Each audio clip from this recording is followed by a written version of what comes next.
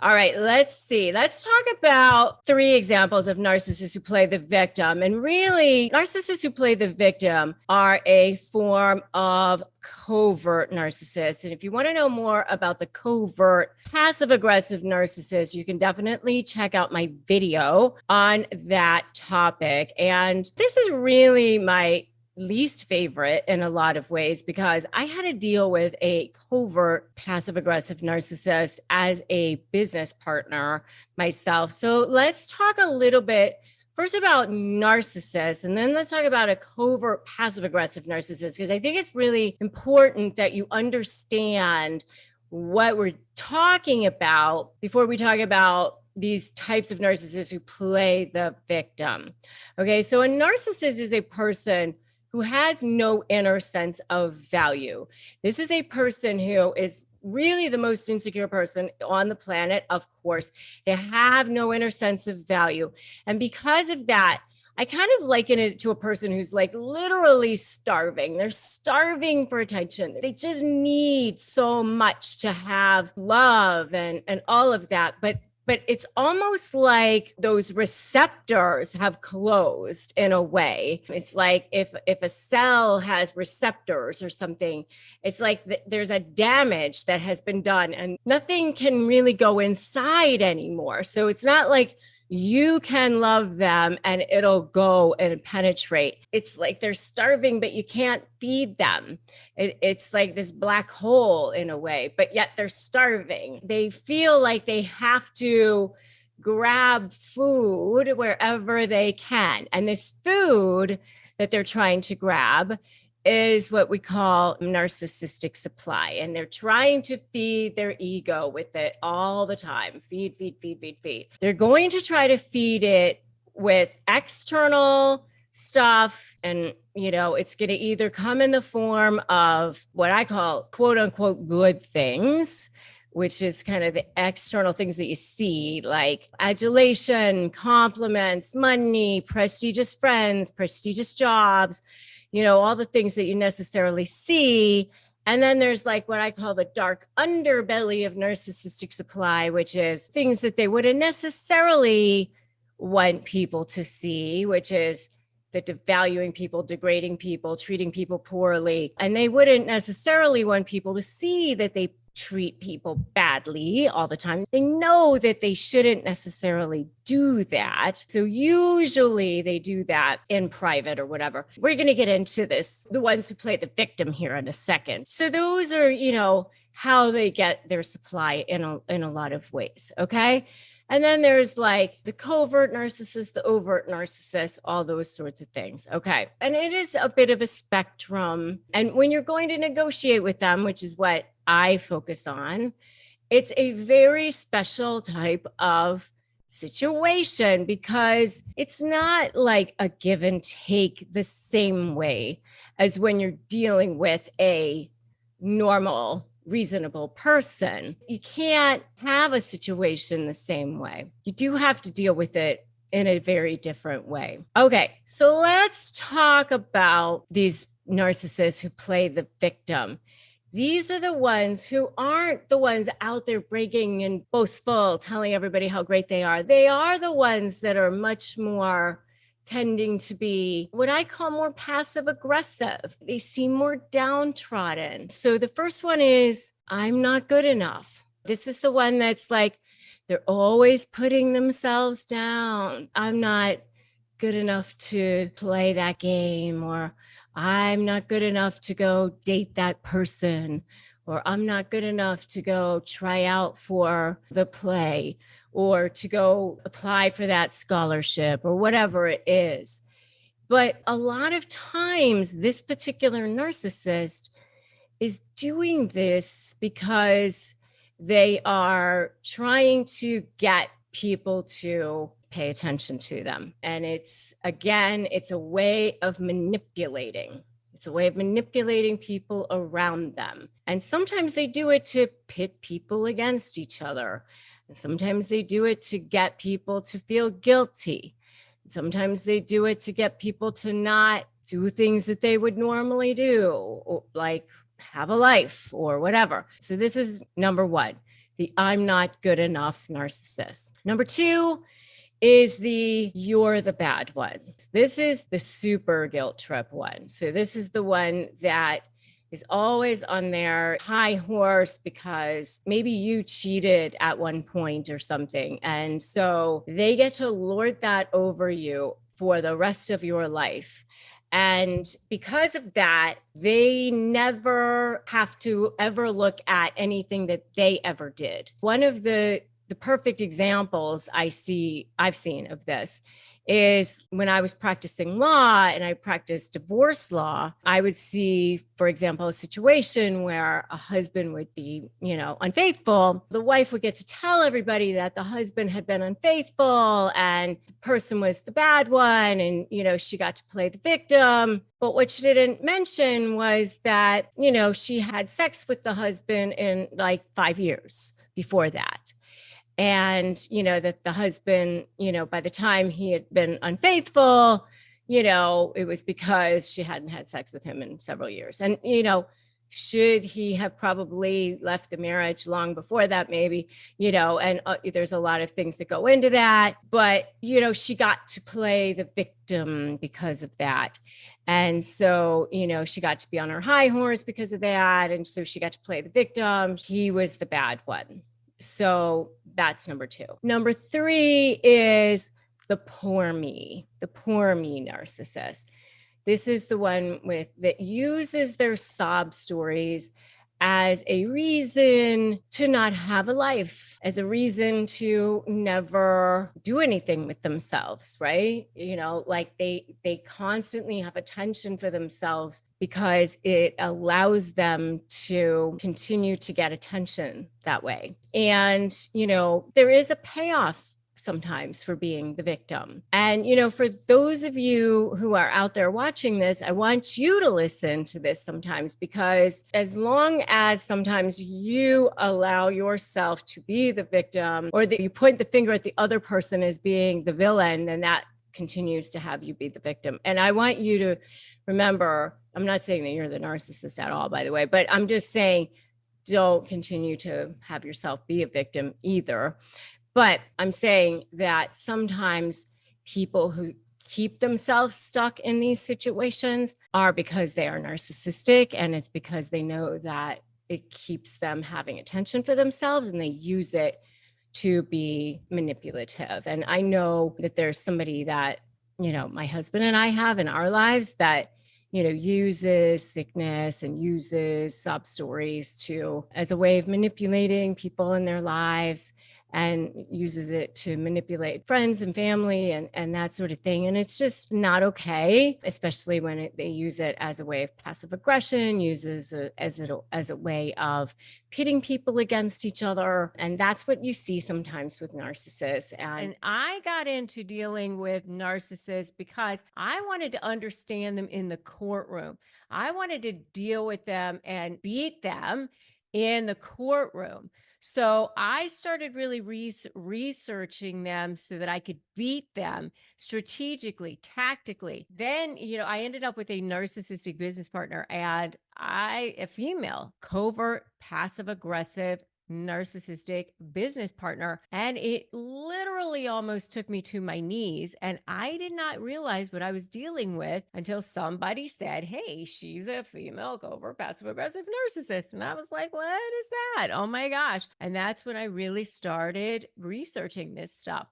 And it is unbelievable, because I thought a narcissist was a male misogynist bully who was a risk taker, who was somebody who threw their weight around, told everybody what to do, that type of a person who was boastful, bragging, impulsive.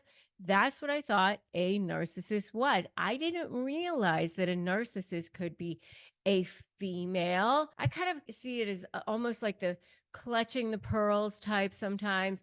Oh my gosh, how could you possibly accuse me of that, that sort of thing. Sometimes I always see it as the clean hands person, the person who is really good at plausible deniability, keeping themselves out of the fray, but just under the radar, there's this rage, this jealousy. They're very good at sort of the double meaning things, saying things that you're like, what is that they just said? And you're not quite sure how to respond because the way they say it is there's like a little bit of a tone. How did I just take that? What did I just hear? They forget things, details that you think, did they really forget that? Or am I imagining this? They oftentimes play the victim. And so other people feel sorry for them. They triangulate a lot. They smear people. And they also pit people against each other in a very under the radar way. How it ends up sort of manifesting itself is this passive aggression. I'm not mad when they're very obviously mad, or silent treatment, or withholding.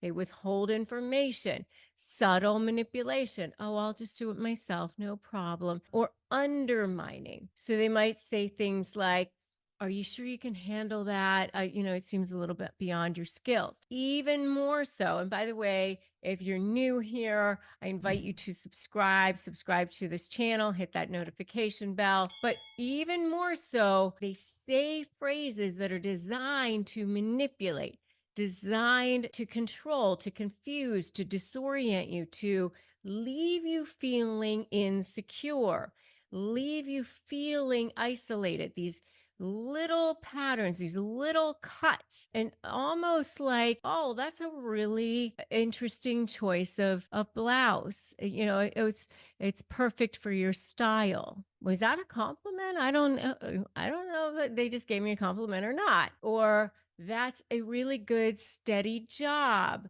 It's perfect for someone like you. Again, you're not sure if they just gave you a compliment or not. It's like this underlying ulterior motive thing, and you're not sure if the person just gave you a compliment or not. Another thing that they might say is, you've lost so much weight and you look so much better than you did before. It's great how you're focusing on your hobbies. Not everybody needs a high powered job. It's like this double sort of thing where they're giving you a compliment, but they also are sort of putting you down at the same time. It's passive aggressive. If somebody questions them on it, they're like, what? I was just giving you a compliment. I really was just trying to give you a compliment. It seems benign at first glance, but it's really meant to undermine you. It's really meant to leave that seed of doubt and subtly belittle you. And so that as they're delivering it, they're just right on the border of that thing, so that if somebody questions it, they can go, what? I was just giving you a compliment. What are you talking about? And they're very, very good at that. And they're also very good at smearing people in terms of care. So how that might look is, oh, I'm really worried about Susie being so late so often lately at work. It's so unlike her. I just hope everything's okay at home. It's just that it's really starting to affect the team's morale, and I hope everything's okay at home. That sort of thing. And they act innocent about it. It's that passive aggression, that underlying thing. And so that's the kind of thing that you see with a covert narcissist. They're not in your face going, hey, look how great I am. Hey, that Mark dude, he's a loser. They don't do that. They're much smarter about that. And if you guys have seen this, I would love to know. Go, oh my God, yes, in the comments. I want to know if you've seen this in the comments, because it is the worst. It gives you this pit feeling in your stomach. You end up feeling sick. This is the kind of thing that makes you think that you're crazy. You feel like nobody else sees it because everybody else thinks that they're so nice. And so you don't want to say anything about it. And you wake up in the middle of the night, you're thinking about it, you're ruminating about it, and you're afraid to say anything because, oh my God, nobody else is going to believe you. But this is the kind of thing that they do. And their underlying strategy is to make you think that undermine you while everybody else thinks that they're so wonderful. They literally are just embedding these little belittling things in you to undermine you, to just to push you down a little bit, to get supply from you, to control you, to let you know that they are like making you feel less than, to assert themselves as making themselves feel superior over you. It's so maddening to say the least, but it's also over time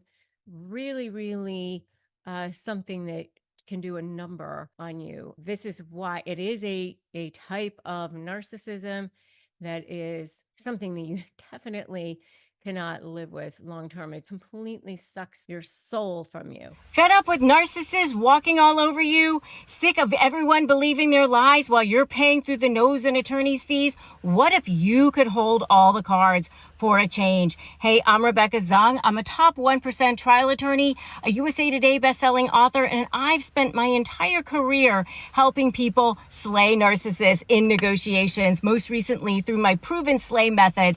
What if your suffering could become your superpower? Imagine turning all that pain into power, not just for you, but for others too. This is your chance to take back control. You can finally win. Become a high conflict negotiation certified coach. Help others while transforming your own life and do good for the world. This is your chance. Go to RebeccaZung.com/apply and I'll show you how to turn the tables for good starting today. All right, so let's talk about the coverts. You know, they're the ones that seem so nice to the rest of the world. I think they're the most dangerous ones because it's like these little teeny things. They're really under the radar that everybody else thinks they are wonderful. They're very good at having this plausible deniability. They're very good at saying things and doing things in a way that can be shifted or taken in a way that, that's not what I meant. I mean, it's almost extremely hard to describe to other people. I mean, even recently, I was at an event. I was the keynote speaker for the event, and somebody was asking me about, you had to deal with a covert narcissist. Oh, I'm so sorry to hear that. I said, yeah. And I said, I had to deal with one in business. Oh, really? What were some of the things that you had to deal with? And I said, I really have a hard time describing it because when I have to describe it, it never sounds all that bad because it's the things that they do are small and they mess with your mind and it's over time and it's very abusive over time and it's death by a thousand cuts and it's psychological. So I'm going to do these things and I want you guys to be writing things in the comments if you've seen these things. I really want to know. Okay. So here are a few. It's only because I care about you so much that I say this insert very underhanded put down statement about you. So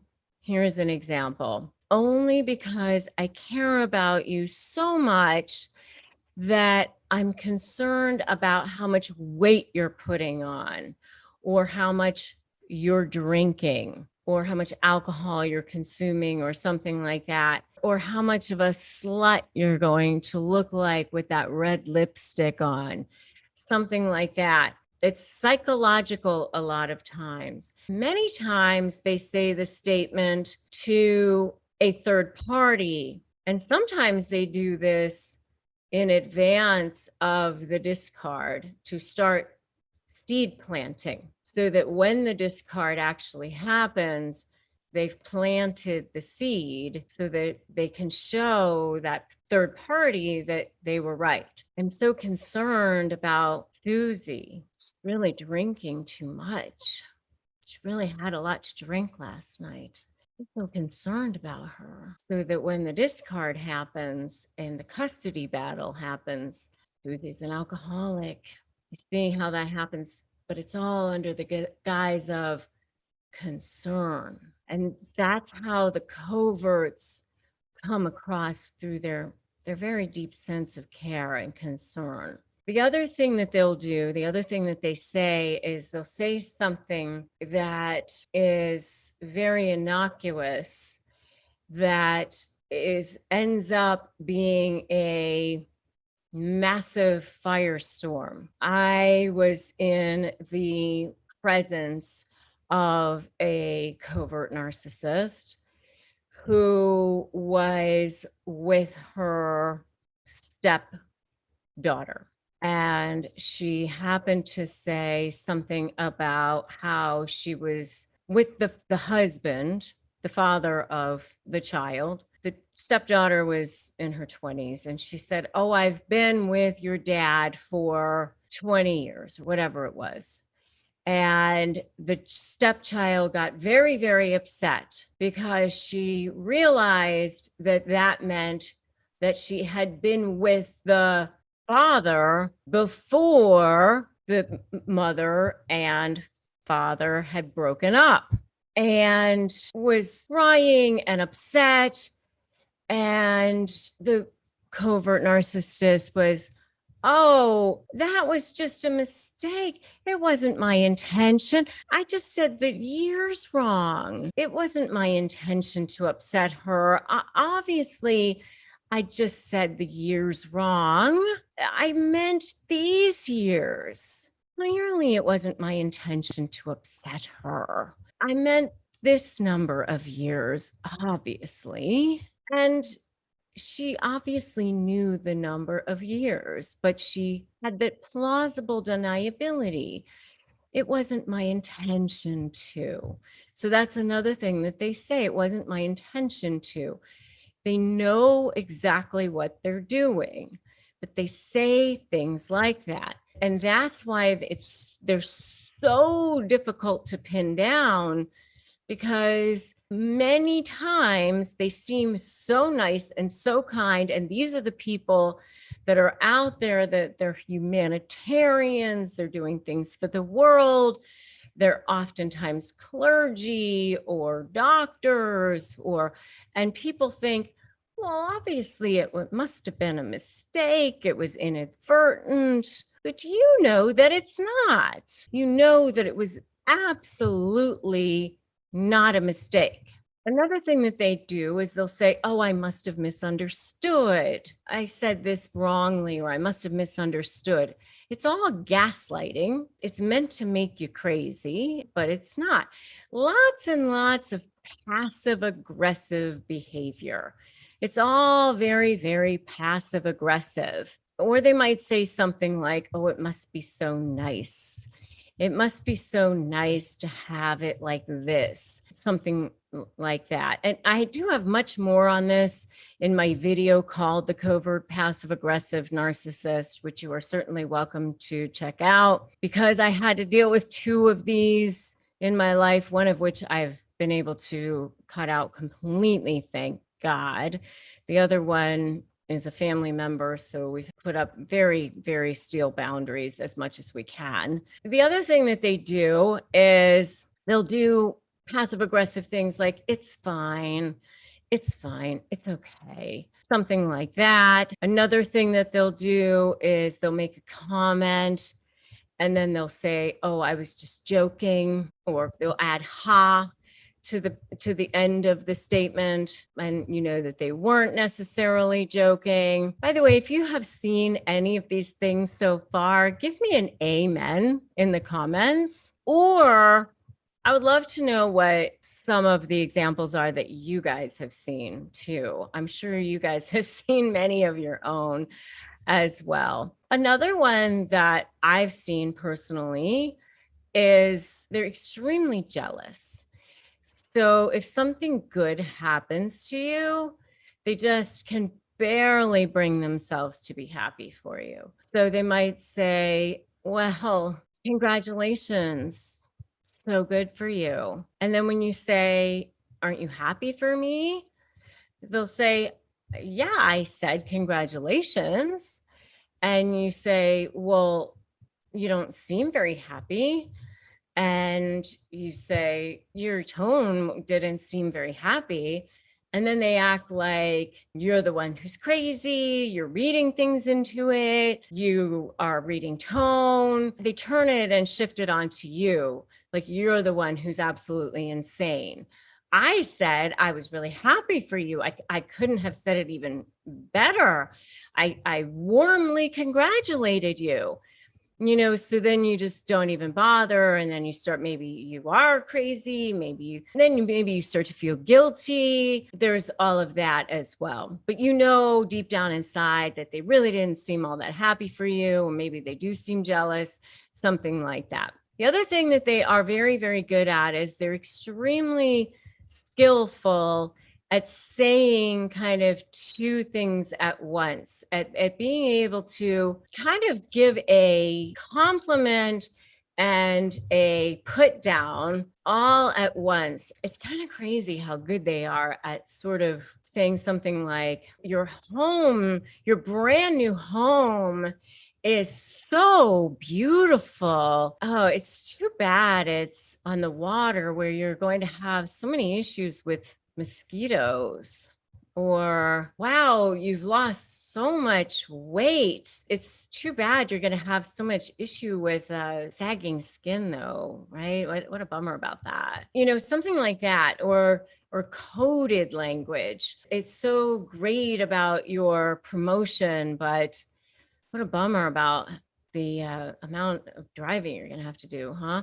I mean, I don't know. They're very, very good. I'm not even as good at even coming up with the examples as they are at it, because they're so good at being able to kind of give you a compliment and also a put down at the same time, and having that plausible deniability and saying things in a way that their target knows was a put down at the same time. They'll say something, where they can actually say something to you and, oh, what was the name of that again? And that they know was, why wouldn't you remember that, kind of a thing, which was meant to be a put down to you. Or they'll bring a gift to you and that was meant to be a message to you and to the rest of the world. Oh, that was nice, they brought a gift. And to you, that's a message. Those are the kinds of things that covert narcissists do and say. They are the worst. As many of you know, they're the ones that I disdain and detest the most in a lot of ways. But it also means that there are definitely ways that you can handle them. I've given you lots and lots of ways that you can actually work with them in a very powerful way, as far as negotiating with them as well. Definitely handle them. You can definitely negotiate with them in a powerful way. Now, if you are dealing with a covert narcissist, or any kind of narcissist, whether they're overt or grandiose or malignant or covert, is what we're going to be talking about today, or a combination of any of the kinds of narcissists, then you're dealing with a hellish personality, a heinous personality. But there are some things about covert narcissists that can make them even more insidious than the other types of narcissists.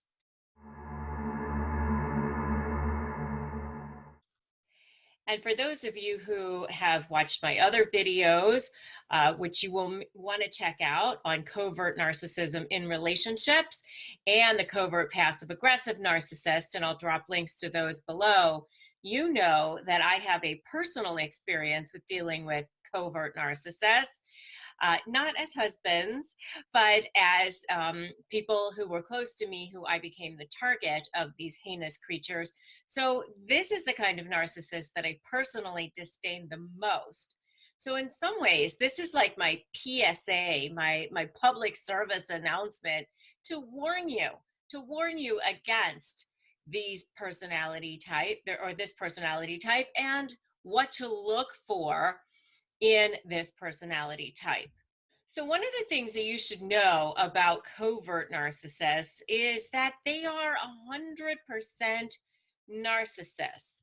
So, they have what Dr. Craig Malkin calls the triple E, which is that they exploit, they feel entitled, and they lack empathy. So, they still are all 100% narcissist, like all narcissists are. And the other little kind of dangerous thing about covert narcissists is that they can sometimes be grandiose narcissists that act covert, which is kind of confusing too. You know, sometimes these different types of narcissists actually vacillate back and forth between the the various signs of the types of narcissists they are.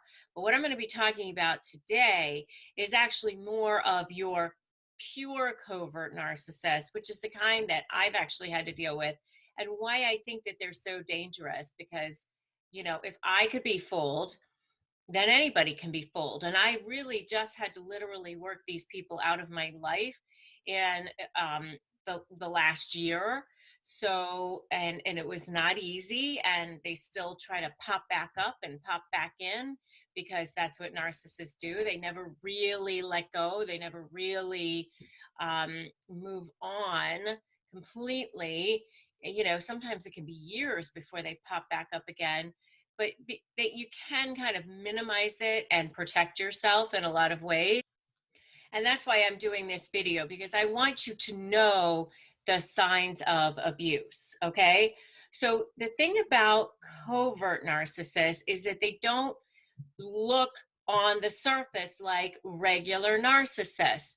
Regular narcissists, what I call the garden variety narcissist, is more of your grandiose varietal, the kind that goes around telling everybody how great they are all the time. Covert narcissists don't do that. And that's one of the things that I think is so dangerous about them, is that on the surface, they appear very nice. They appear like good people. Lots of people love them. They can be politicians. They can be clergy. They can be lawyers, doctors. They're often in positions of respect because, of course, they're narcissists. They feed on that respect. Remember that the narcissist actually has no inner sense of internal value. They get all of their sense of value from the external. They need endless amounts of what we call supply, which is anything that feeds their ego, anything that feeds their external value or their feeling of external value. So supply can be in the form of money, compliments, prestige, anything that they think is going to give them more value. So here's the problem with a covert narcissist, and one of the things that is so dangerous about them is you're not going to hear them say, I'm the greatest, look at my ratings, look how fantastic I am, I'm so smart, I'm the number one this, I'm the number one that, you know, without anything to back it up. They just go around saying all of those things because they feed on that. They need to have it. Okay. So what a covert narcissist is more likely to do is put themselves in positions where they're going to get all of that, but they're not actually going to have to say it, you know, overtly. And so we're told that, you know, narcissists are brash, braggadocious, loud, assertive. Well, the thing is that covert narcissists don't come in that format. They're usually much nicer. They start off by, you know, giving you lots of things. That their version of love bombing is often being the perfect person for you. In, you know, they can put you in positions that you want to be in, or give you speaking engagements that you think that you want, or introduce you to the person that you want to be introduced to, or they're the perfect cook or the perfect mother, or whatever it is that you want, this person just seems so nice and so wonderful. And yes, malignant narcissists can do that too, but the difference with uh, covert narcissists is that they don't come off that way, where they're loud and braggadocious and flashy. They come off as really nice, sometimes even quiet, sometimes passive, sometimes demure. So that's one of the things that I think is super dangerous about covert narcissists. One of the other things that I think is really dangerous about covert narcissists is that they come off looking very successful often on the surface. And, grandiose and malignant narcissists can do this too, but grandiose narcissists come off as super ambitious, super successful, whereas the covert narcissist is often, they make it look like they've had that sort of success, but if you look just beneath the surface, they haven't actually gotten that success. And so they have a lot of bitterness and resentment about the fact that, everybody else has more success than they do.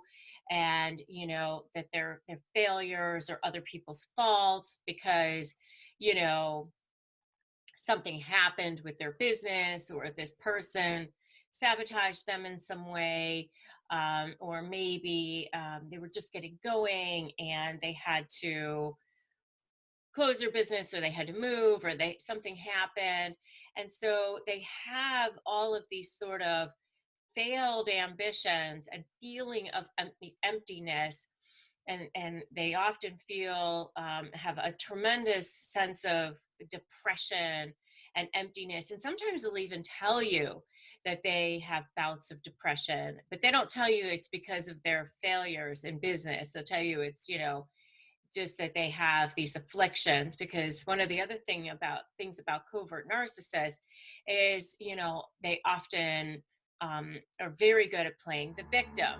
All narcissists do that, but the way covert narcissists do it is that they're kind of sad, and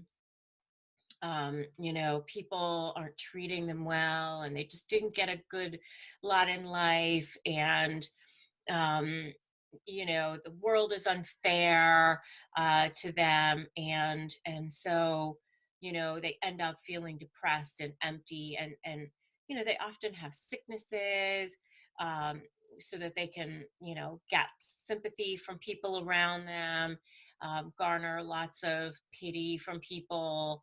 Oh, so and so's always getting a bad deal. There's a lot of payoff sometimes for being a victim, and a covert narcissist thrives on that payoff from being the victim.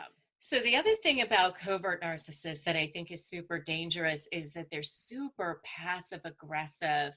And this is the one thing that really was like very confusing for me, and the two passive aggressive narcissists that I had to deal with, the covert ones, is that they would do these little things that on the surface would seem so nice.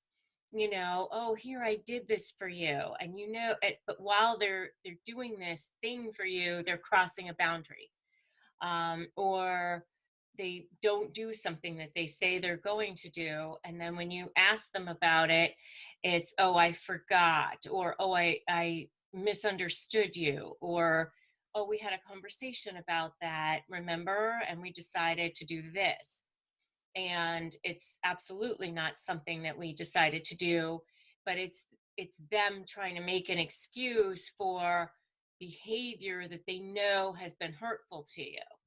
And so they try to get you to say that, basically you went along with that. And when you try, and it's little things, it's that little drip, drip, drip on your forehead, little things. In Debbie Mirza's book, The Covert Passive Aggressive Narcissist, she gives an example of a husband who would go into Starbucks to get coffee, and the wife would stay in the car, and the husband would say, what do you want, anything? And she'd say, yeah, I'll have a vanilla latte or whatever. And he'd get back in the car and start to drive away. And she'd say, "What happened to my latte?" And he'd say, "Oh, I forgot to get it for you."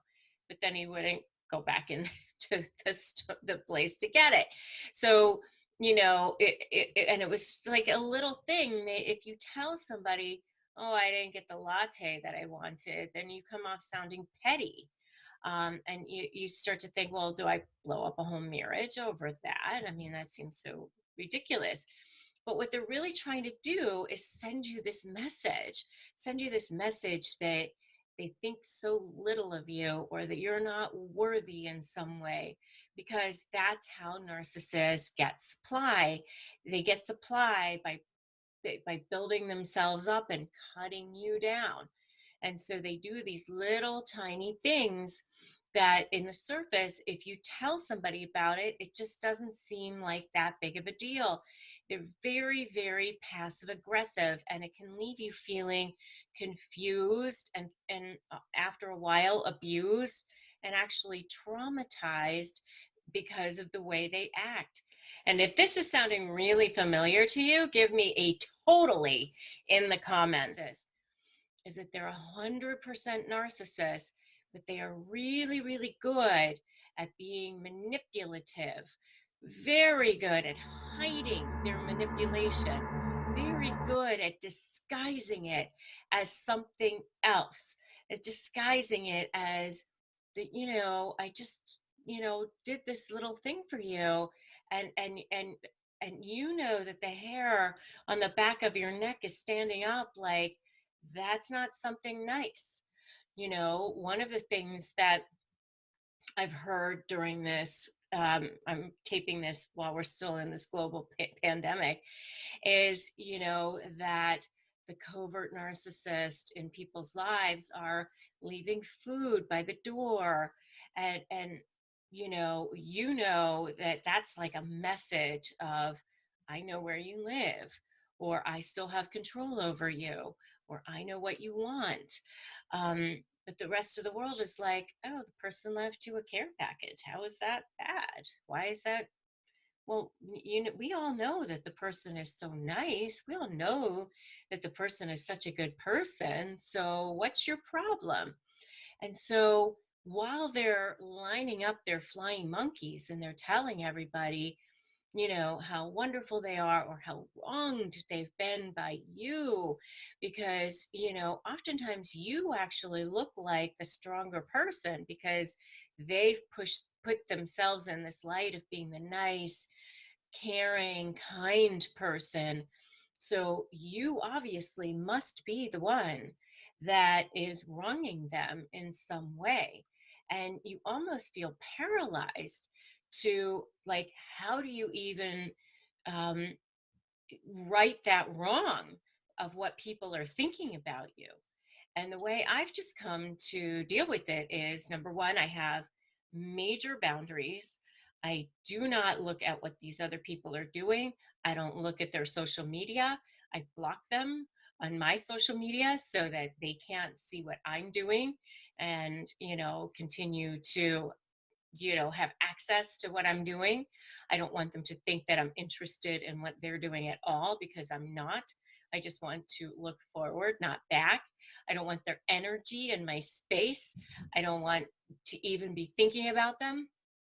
When I go to think, when one of them pops into my mind, I pivot immediately, because the way I look at it is, if I'm thinking about them, then I am not in creation mode. I'm not helping people. I'm not doing things like making these videos and helping you guys so that you can look forward also and concentrate on your now and the rest of your life and creating an incredible future. And so I just learned how to pivot and create major boundaries, because I don't want these people in my space, and you shouldn't have them in there either. So if you have to continue to co-parent with them, or you have to continue to live with them in some way, then, figure out a way to protect yourself so that when they do these things, you're no longer going to be sucked into it. And certainly do not let them see you be upset by their behavior. because then they know that they have you. Then they know that they still have this little modicum of control over you. So here comes more, here comes more. So, the less you can interact, the more you can show that you aren't interested and you direct your energies elsewhere, then that vibrational energy of connection that you still have with that person will eventually peter off and hopefully eventually die. So if you are dealing with a covert passive aggressive narcissist in your life, they can be the most dangerous kind of narcissist because they are the most sneaky, the most insidious, the most stealth, and in some ways the most toxic because of how good they are about hiding their narcissism and being under the radar. And so, if that is you, I'm sending you blessings, I'm sending you light from one survivor, thriver to another.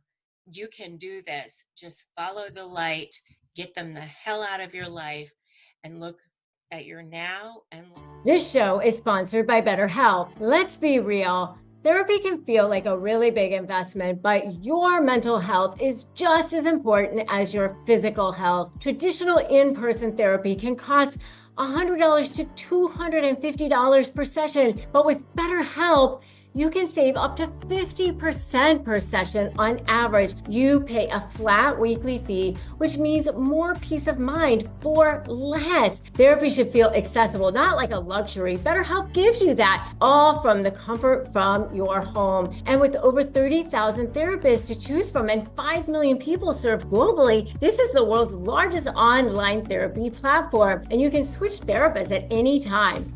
Your well-being is worth it. Visit betterhelp.com/negotiate today to get 10% off your first month. That's BetterHelp, HELP.com/negotiate. Yeah, the reason I am on this mission is because I have had to deal with covert narcissists, the subject of today's video. I've had to deal with them in a business setting, one of them in a business setting and one in my extended family. I had never even heard the term covert narcissist before until somebody pointed it out to me. And I remember when we were having this conversation, the person who pointed it out to us pointed it out to my husband and me first, and they were like, oh, that person, that family member that you're dealing with is a covert narcissist. And I remember I was like, covert narcissist, I never even heard that term before, but I remember thinking,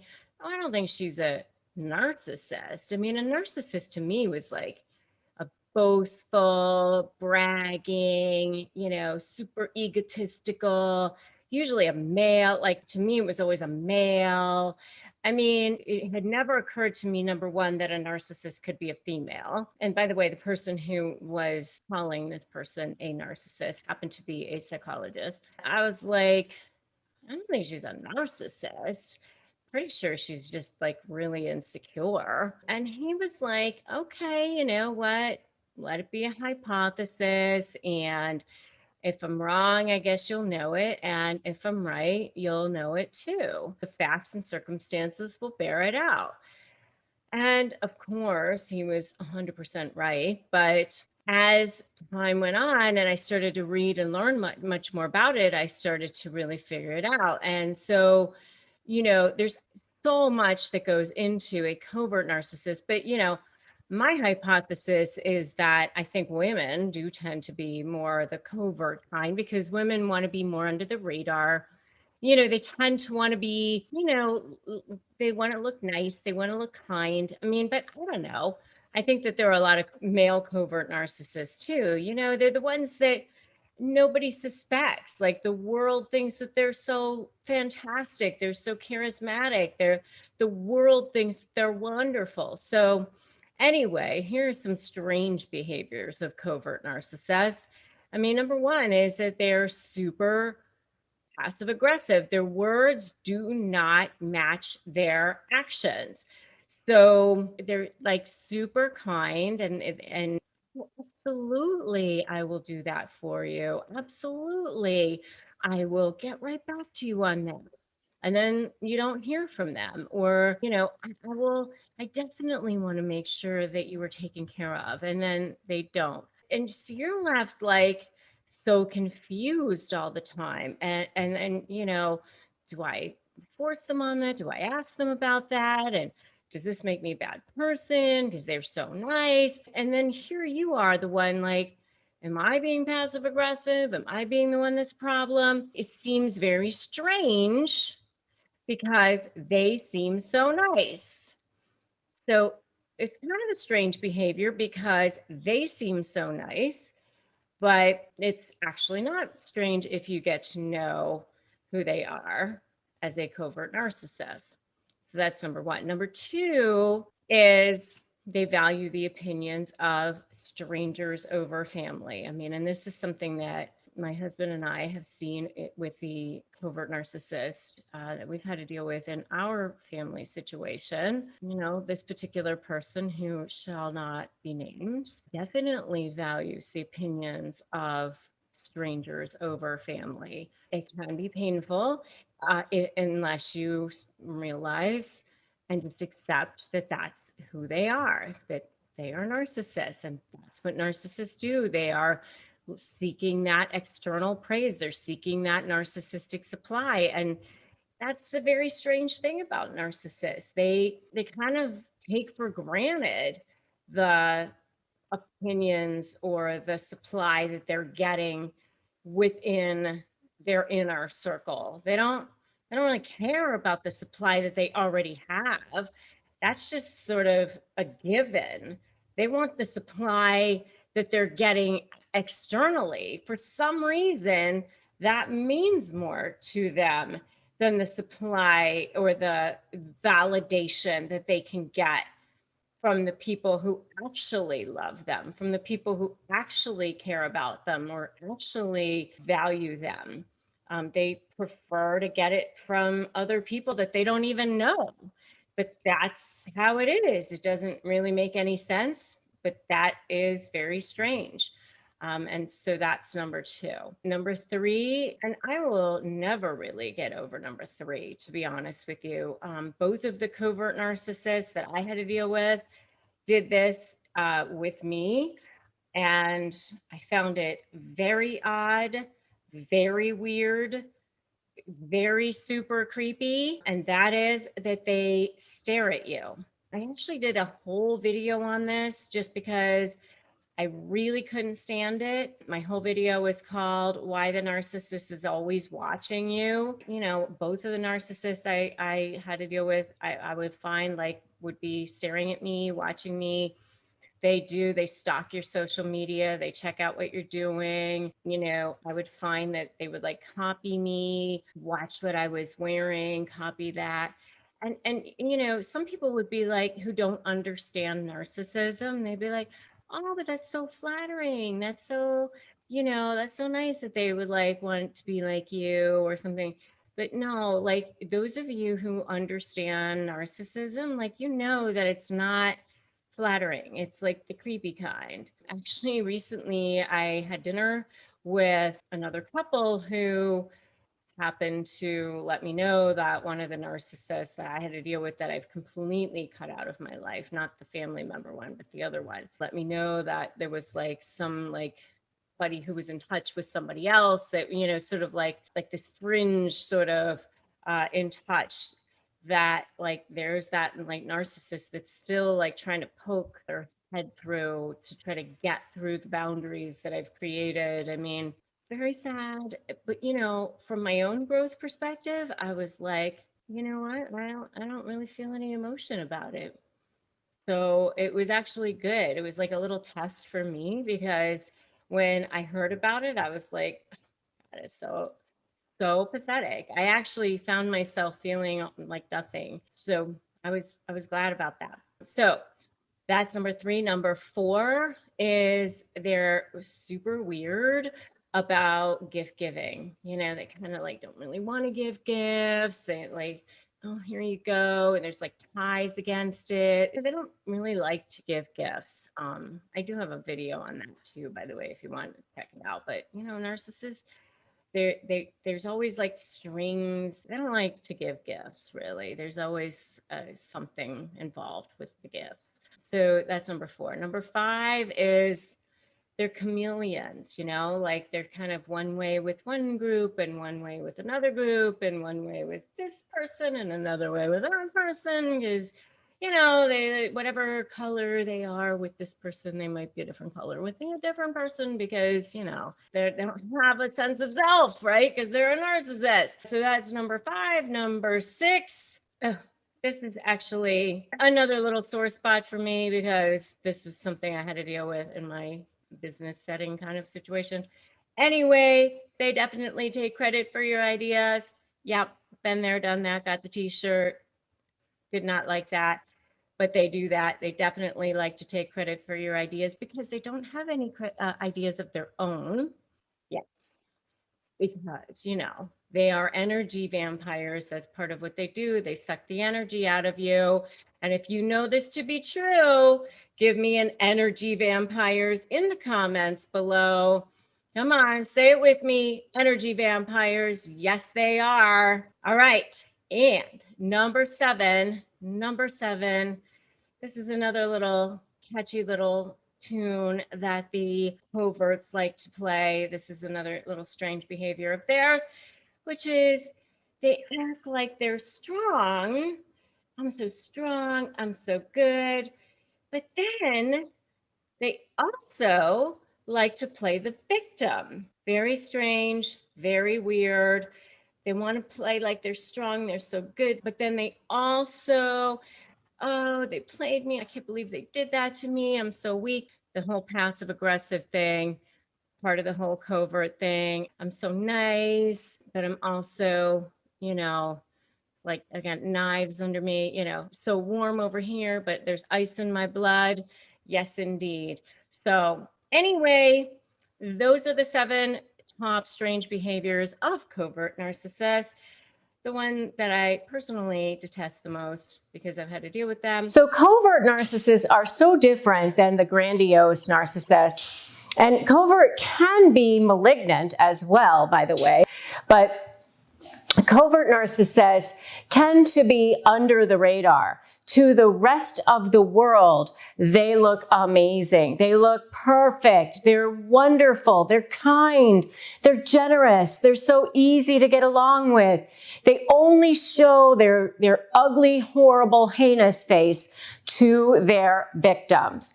And so here you are with somebody who, when you first meet them, is generous and kind and says all the right things, and everybody loves them. And oftentimes they're in positions of, where people love them, like clergy or doctors or psychologists, people who seem to be very caring, who seem to be just the most amazing people that you could have ever met.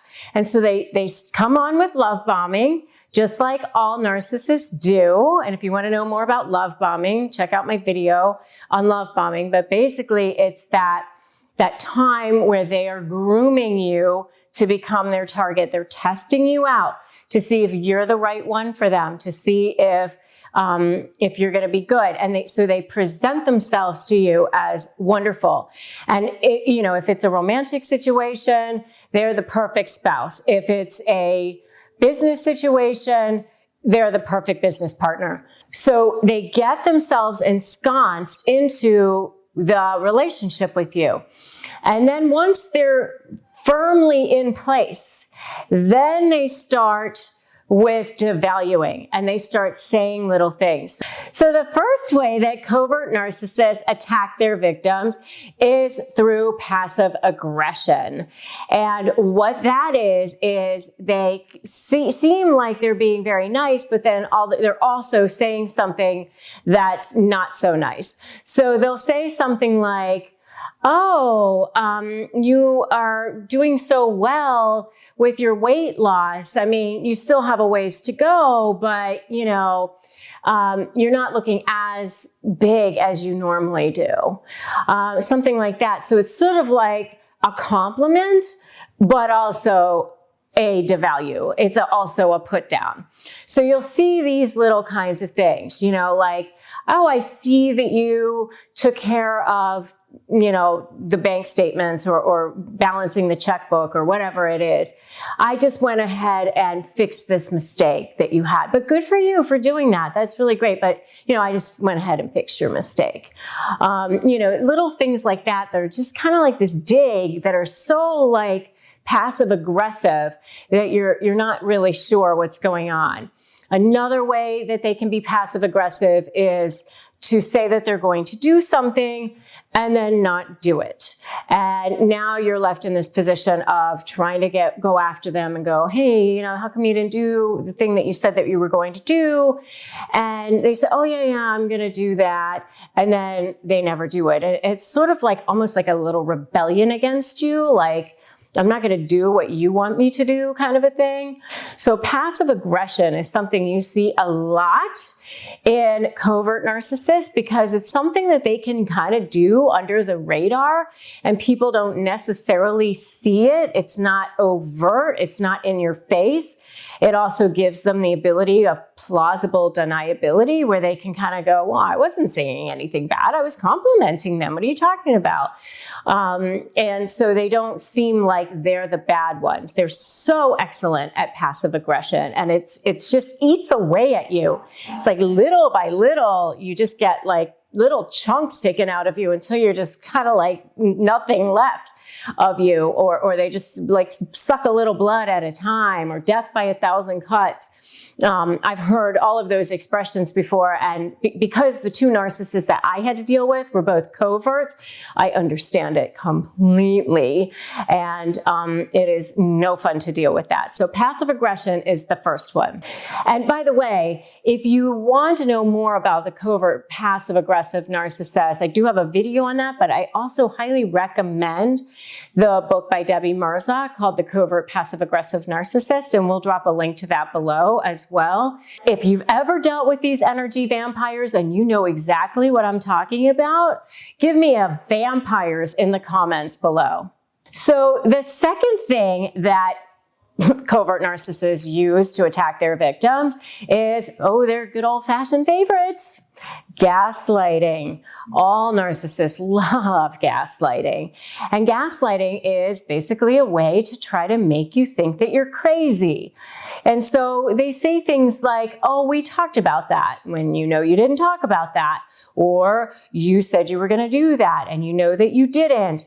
Or even if you see something that's evidence right in front of your face, like a text message that looks like they're being inappropriate with somebody else, they say, oh, you're just reading things into it. You're just imagining stuff. And I'm just friends with this person, or I work with this person. And why do you always have to be that way? So, you know, gaslighting is a way to get control over their victims and start making victims almost question their own reality, question their own thinking, question their own self in a lot of ways. I mean, you just get to this point where you don't even know what's real anymore because they're just constantly gaslighting you into making you think that you're the one that's crazy. Another way that covert narcissists attack their victims is by isolating you. So making you put all your attention and focus on them, being jealous if you are talking to anybody else, making sure that everything that you do is about them. And even if you're trying to tell them something about you or how you're feeling, they'll interrupt you. They'll start saying how they're the victim, that, you know, whatever it is that you had a problem with it ends up getting shoved aside because they have to talk about their problem and what it is. And I can't believe you're attacking me. And especially because I'm depressed or I'm sick or this is all going on. And you know that this is going on with me. And so it's all, you know, shoved aside and isolating you from your friends and your family. And, you know, why you have to be talking to this person at this time, and this should be our time together, and who's calling you at this hour, and why are you leaving to go talk to somebody else or be with someone else, you know. And so you just end up with, no family or friends because you've got to put 100% into this person. Another thing that covert narcissists do is stonewall. So they'll just not get back to you. They'll just basically kind of like ghost you and stop talking to you. And if you want to know more about ghosting, you should check out my video on ghosting. But, they just go dark. It's sort of a form of passive aggression in a way, actually, where they just, you're trying to reach them and they don't respond to you. And then when you finally do get a hold of them, they're like, oh, I was busy, I was working, I was this, I was that. And you know that they could have at least sent you a text back to say, hey, I'm busy, I'll talk to you later, or something like that. But they want you to be worried. They love creating drama. They love creating like where you're scared about something, where you're intimidated. So that's definitely another way that covert narcissists attack their victims. But another of their main little ways is triangulation. So this is not a direct attack on you. So coverts kind of tend to hang back. They don't want to do the direct attack thing. They're sneakier. They kind of go around. They figure out ways to sort of attack you in very subtle ways. It's so much worse in some ways than somebody who comes right at you. So one of the things that they do is they triangulate. So they get all of their flying monkeys all lined up and believing that there's something wrong with you. And they do it and they couch it in ways like, oh, I'm just so concerned about how much she's drinking. Something like that. Like they care so much and I can't believe that they're doing that. It makes me so sad that, she's, talking to these other people or she's doing these things to me, so that they become like the victim, like that the other person is doing things to this person. And so that's another thing that they do. And they get all of their flying monkeys lined up to thinking that you are bad in some way. And the best flying monkeys, the ones that they love the most, are the ones that they think you want to have a relationship with, or you want to, them to respect you or love you or like you or whatever. And so those are the ones, especially if they can spot weakness. They're very, very good at manipulating. They are master manipulators. So they'll look for people who are going to be open to having this conversation with them and open to maybe hearing what they have to say. I know one of the covert narcissists that I had to deal with actually got my own cousin to come and talk to me about what a victim this other person was. And I just couldn't believe that this was actually happening. But that's how good they are. And I was since able to get my cousin to understand what was really going on. And, that's not happening anymore. But that's something that covert narcissists do, is triangulate and line up their flying monkeys. And it is certainly something that they do during the discard phase of the relationship. And when you are ending a relationship and you're having to figure out how to end it, whether it's negotiating a divorce, negotiating a business settlement, any kind of negotiation, this is the kind of thing that they are going to be doing. As covert narcissists, they're going to attack you even more. It's everything that they were doing during the relationship will be magnified and on steroids over and over and over again. If you're a renter, you should be taking advantage of Built. We rack up points on groceries, travel, and nearly everything else. So why not one of your most hugest monthly expenses, which is your rent? Because with Built, paying rent finally pays off.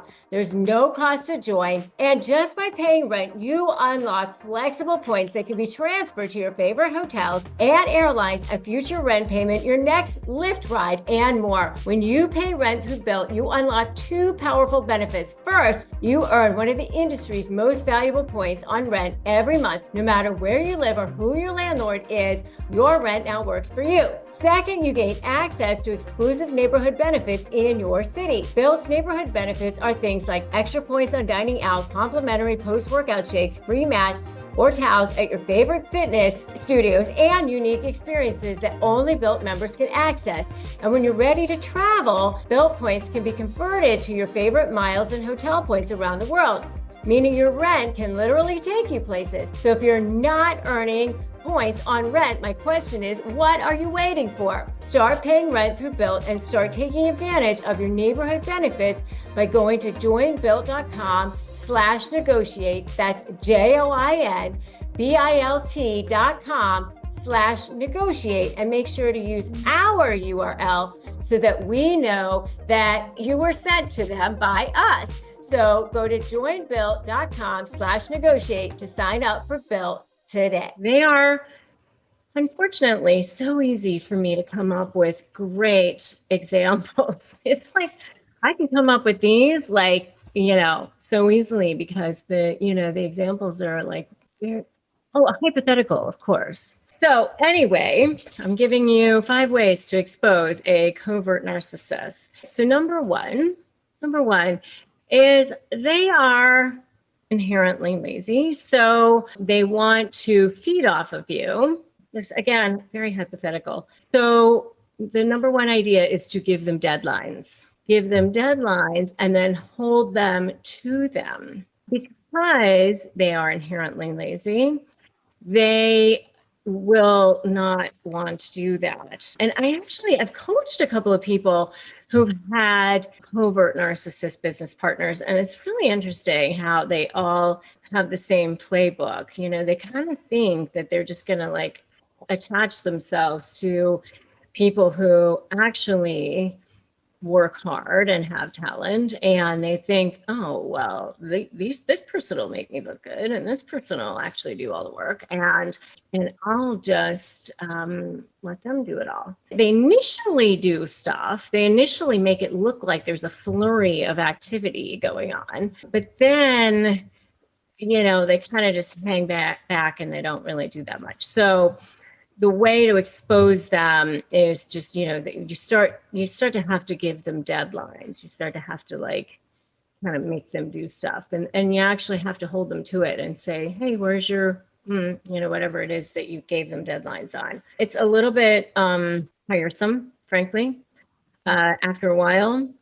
So I don't recommend, if you kind of know that you are dealing with a covert narcissist, I wouldn't recommend getting into either a relationship or a business partnership with this person. I would recommend staying the hell away from them. But if you end up stuck with them and you're trying to get out of it, which I do recommend that you do, part of the way that you can start to expose them is give them deadlines. So that's number one. Number two, they also don't generally have their own ideas.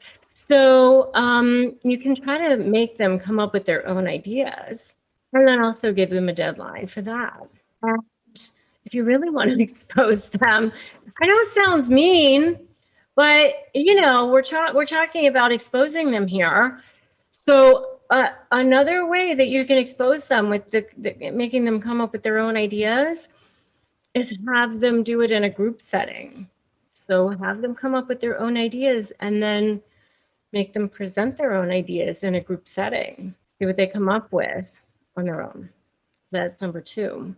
Number three is, if you suspect that you were dealing with a potential covert narcissist, I would definitely trust your gut. And hey, I'm not bitter. It's just that I tend to be overly generous, and I just actually had a whole conversation with a woman who has been my business coach and one of my dearest friends for a really long time. And she actually said, you tend to be overly generous to a fault, and then tend to be taken advantage of. So I'm working on that, and just finding the people and attracting people into my life that are worth being generous to.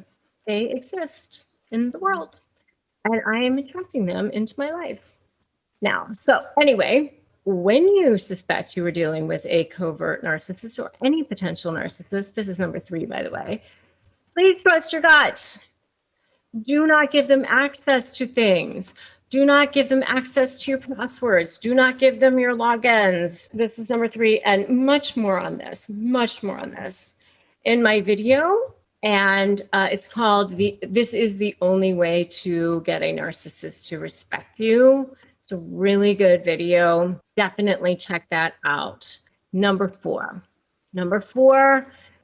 is, well, they are hypocrites. So they will say one thing, they will do something else. Their words will not match their behavior. That will happen a lot. So you can definitely call them out on that, such as, they'll say that they were a victim of someone, and then they'll say they don't like that person, and then the next thing you know, they'll be hanging out with that person.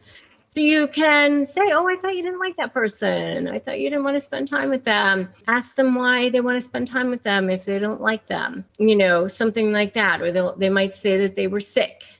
And then all of a sudden they are wanting to go to an event that, is like really prestigious because it'll really look good if they end up going to it. That sort of thing. Like, you can definitely call them out on their behavior because they're very much hypocrites. So it'll be very easy to find opportunities to do that for sure. And if you want to call them out, give me a call them out in the comments below. And the last one is, oh, definitely. I got caught with this. You don't want to do the same.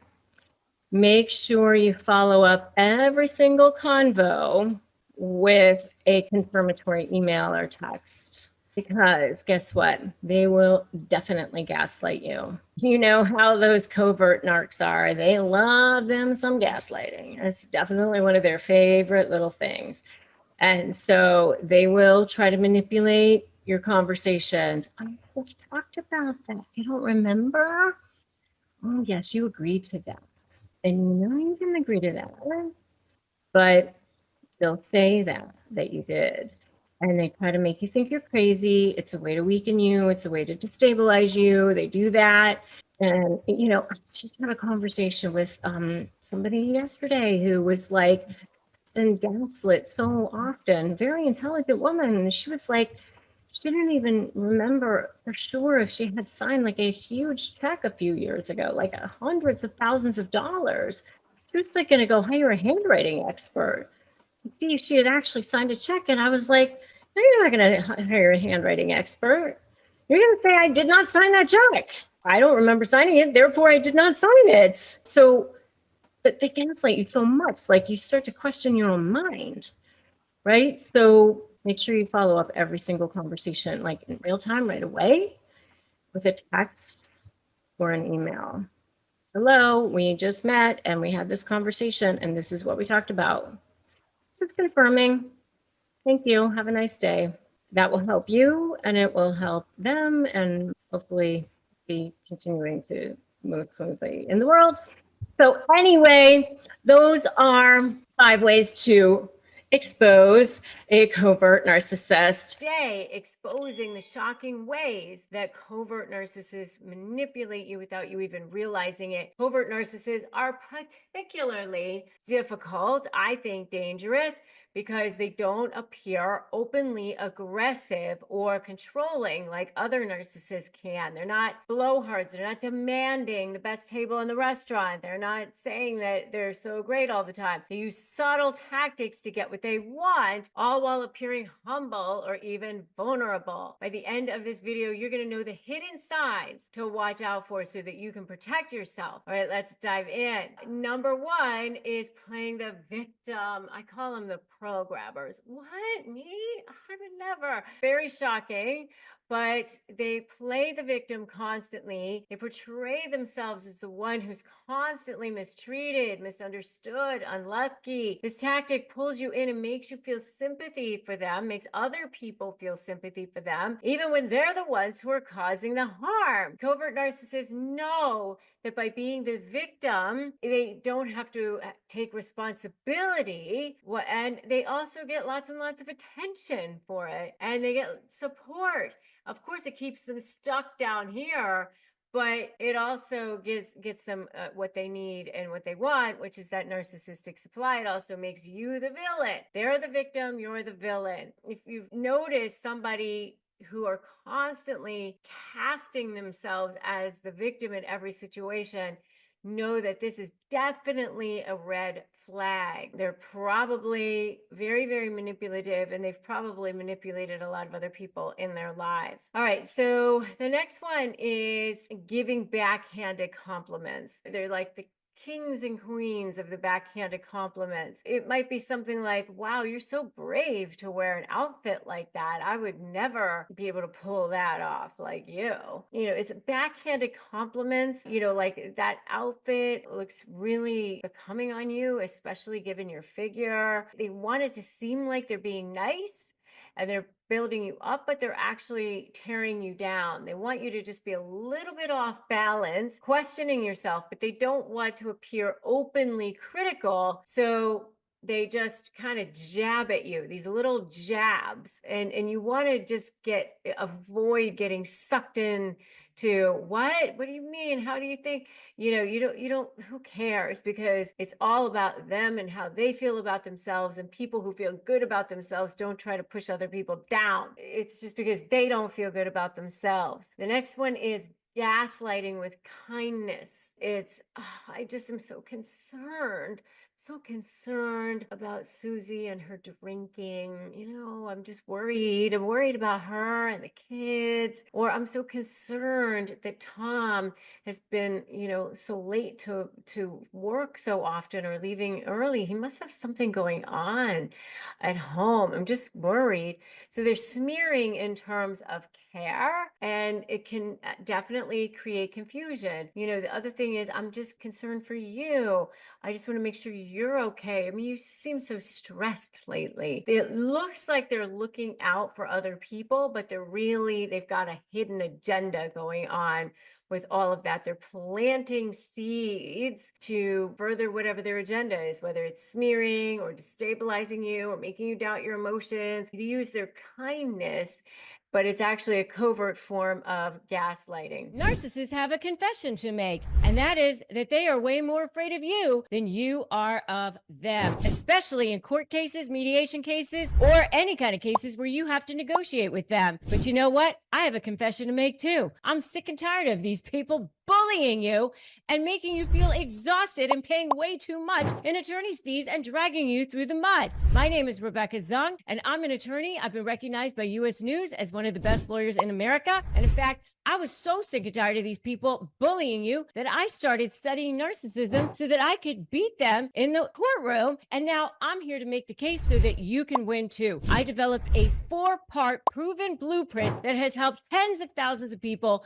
take back their freedom, win, and get back their power. And now I'm sharing it with you in a special live event, Outsmart the Narcissist, the 4-part proven plan to take back your power. 4 simple steps, 1 free live event, 1 free hour of your life. That's what stands between you being in hell and you being free. Join me, click the link for Outsmart the Narcissist, the 4-step proven plan to take back your power. Just click the link and let's go. The next one is withholding attention or approval. This is particularly insidious because they'll give you just enough approval or affection to keep you hooked, but then suddenly they withdraw it to keep you guessing. So they want you to seek their approval. And so they use this push-pull dynamic, and all narcissists kind of use that. Like, as soon as you're ready to be out of this craziness and you're going to leave, then they pull you back in with just enough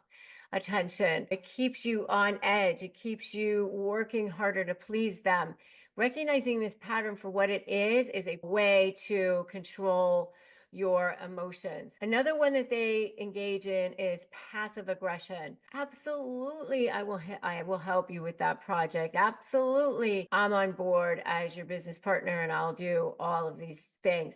And then when it comes time to get them to do it, then I'm so busy, or I had all these things going on, or I never said I was going to do that. I mean, it's very passive aggressive because to your face, they're saying certain things, but behind the scenes, they're not coming clean on their word. So what they do is they get you in, they suck you in by saying they'll say whatever they need to say, whatever they want to say. And then you're being left with what's happening. How come they didn't do it? Do I need to say something? Should I say it? Should I not say something? And again, it keeps you on edge. They're very, very good at the passive aggressive behavior. If any of this sounds familiar, say for sure in the comments below. Say for sure, it sounds familiar. And then also share your experiences so that other people can recognize these patterns as well. If you need phrases for disarming a covert narcissist, get my free phrases for disarming narcissists at disarmthenarc.com, packed with powerful responses to help you stay in control and protect your peace. So now that you know the 5 shocking tactics that covert narcissists use, let's give you some final tips to protect yourself, all right? Trust your gut. If something feels off, it is probably off. Your heart is actually 5 seconds ahead of your brain, so you actually feel it before your head is actually catching up with what's going on. They're masters of intention, so trust your instincts. Next one is setting clear boundaries. Boundaries are your best defense. Don't let them guilt trip you. They're so good at the guilt trip, that playing the victim. So make sure that you don't allow the guilt trip. I have a whole video on that, and you definitely want to check that video out on sneaky ways that narcissists try to guilt trip you and how to protect yourself from that and defend yourself against their guilt trip. The next thing is stay calm and detached. They want that emotional reaction. They need that hit. That is their drug. You are their drug to feed their bad habit. Stay calm, stay neutral, stay out of that fray, that vortex of toxicity is what I call it. Document everything, keep a record of interactions, especially if you're dealing with them in a legal or professional setting, and seek support. Join my free private Facebook group, Narcissist Negotiators with Rebecca Zung. Having people around you who understand you, who support you, can make a huge difference. Remembering